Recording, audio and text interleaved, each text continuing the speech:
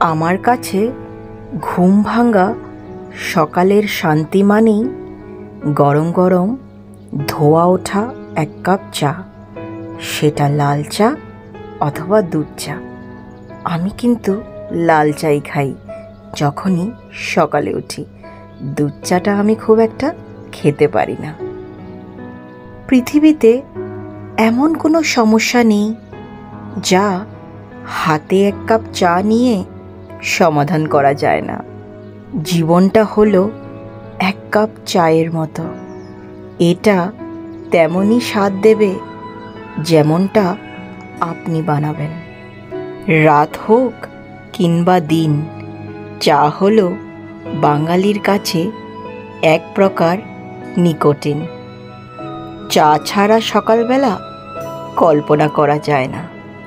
ভালো লাগলে like, comment, share.